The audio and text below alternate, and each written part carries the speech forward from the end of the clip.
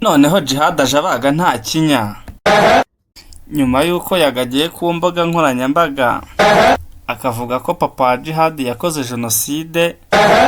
Djihad agarutse abwira aba Energy ngo gahunga iwanyu hashya genda.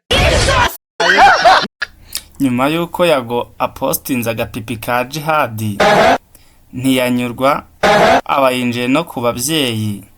Djihad ubwo yaraje gutanga ubusobanuro ku bw'amagambo bavuze ku muryango we. Big Energy aca inyuma baramubajije ati kuki mwatumye umwana ahunga igihugu?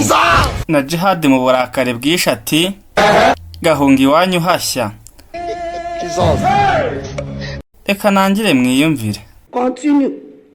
Yidramatize ngo papa wanjye yakoze jenoside kaboneka ari niyo yaba yarayikoze. Je mbabwiza ukuri nk'umunyarwanda. We ko mwatumye umwana ahunga yewe nzama gahunga iwanyu hashya genda kurindura aho ngaho. Natumye umwana ahunga kuki atagiye kurega kandi umva noble mburiza akakana kareke kushyanukaho ntabugakoze.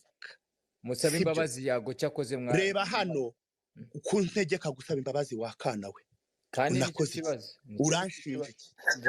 Keep calm please. Keep calm. Nta n'isoni mugira you guys. Niyo mpamvu muri kuza hano mugashaka gushinja abantu ibyaha. Umva rero kuri kote yanjye jewe dustati twa Instagram twari tubivuga kuri umva be abe ahubwo kuko byari bigize icyaha yajya kundeka mu mategeko.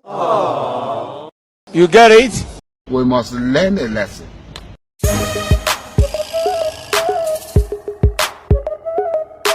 Thank you for watching.